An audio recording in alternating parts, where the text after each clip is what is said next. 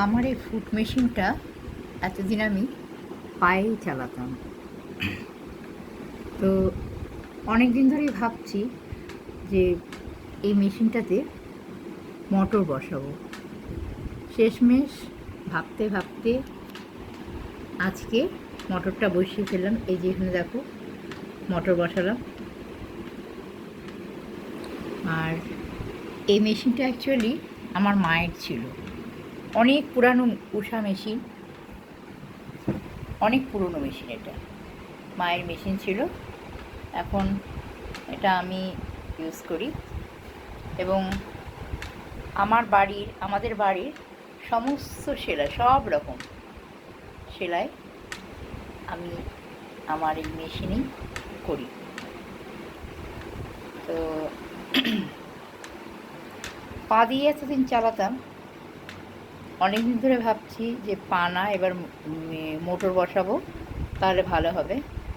সেই ভেবে আজকে 23শে মে 2025 শুক্রবার আমি দোকানে ফোন করলাম, করে জিজ্ঞেস করলাম যে মেশিন বসিয়ে দিতে পারবে কি না।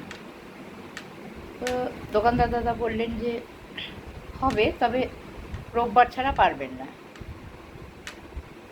তা আমি একটু রিকোয়েস্ট করলাম যদি দেন তার ভালো হয়, কারণ আমার অনেক অনেক সেলাই পড়ে আছে, আমি সেলাইগুলো করতে পারছি না।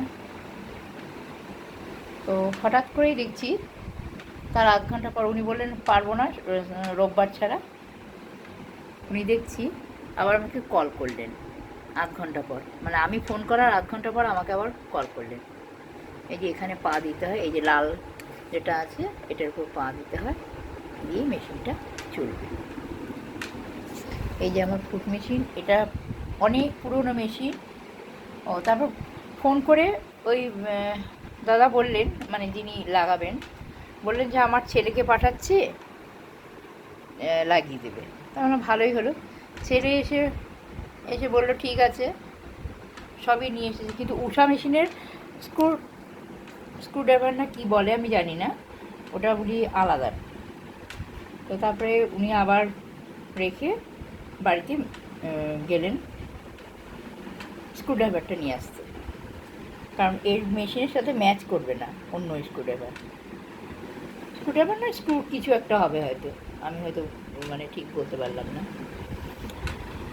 তো এই যে বোর্ডটা আমি এই যে মেশিনের যে বোর্ডটা আছে, এই বোর্ডটাও আমি কয়েক বছর হলো, এই 3 বছর বুঝি হবে, 3 বছর হলো চেঞ্জ করেছিলাম। তো ভাবলাম যে যখন নতুন মোটরটা লাগাচ্ছি, তাহলে নতুন এই বোর্ডটাও চেঞ্জ করি বলে ওই যিনি এসেছিলেন ওই দাদাকে বললাম যে তাহলে এই বোর্ডটা চেঞ্জ হবে, কয় টাকা লাগবে।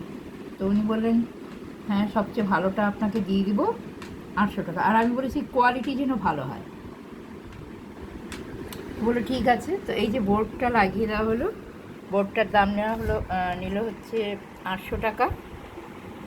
আর এই যে মোটরটা নিলাম, মোটরটা বসিয়ে টসিয়ে দিলেন, এটা বললো 1100 টাকা। টোটাল আমার 1900 টাকা খরচ হলো আজকে।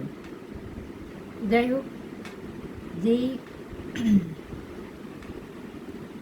উনি এটা লাগিয়ে দিয়ে গেলেন, তা আমি ভাবলাম কী জানি মেশিনে সেলাই করতে পারবো কি না, কারণ মোটরে তো কখনো কাজ করিনি, পা চালিয়েই কাজ করেছি।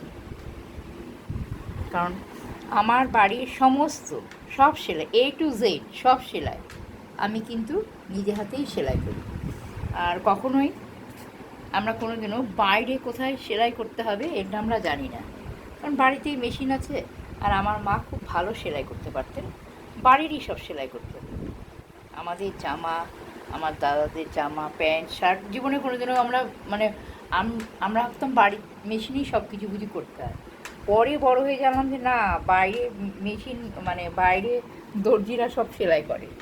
তো যাই হোক, এখন আমি যেমন ইচ্ছা, যেমন ডিজাইন ইচ্ছা করে ঠিক সেইভাবেই আমি আমার সব জামার ডিজাইনগুলো দিয়ে নিজে নিজে তৈরি করি। তো এই মেশিনটা লাগানোর পর আমি সঙ্গে সঙ্গে সেলাই নিয়ে বসে গেছি। এটা ওড়না সেলাই করছি, মানে ওড়নাটা তৈরি করছি, কাপড় তো আছেই, কাপড়টা আগেই কেনা ছিল, কাপড়টা দিয়ে ওড়নাটা তৈরি করছি, জাস্ট ধরলাম। তারপরে মনে হলো ওড়নাটা সেলাই করতে নেবার পর মনে হলো যে না, মেশিনটা একটু মেশিনের ভিডিওটা তুলি, যেহেতু মোটরটা আজকে লাগানো হলো। তো এই যে, জানি না কেমন হয়েছে, ঠকলাম নাকি। এই মোটরটা এই যে কোম্পানি, হিলসন কোম্পানি, আমি তো জানি না কোনটা ভালো কোনটা কি। আমি বলেছিলাম ভালো যা দিবেন আমার যেন কোয়ালিটি ভালো হয়।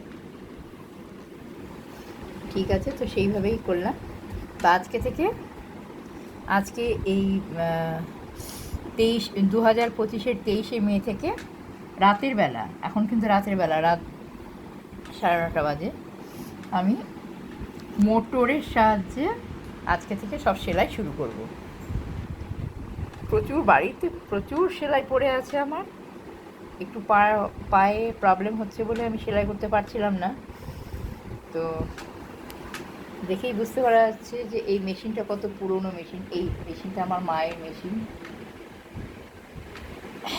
খুব সম্ভবত এই মেশিনটা যখন মা কিনেছিলেন তখন এটার দাম নিয়েছিল 71 টাকা।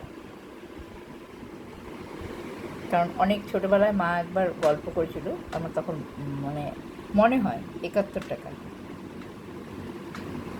যাই হোক, এটা ঊষা মেশিন এবং এটা মানে অরিজিনাল ঊষা।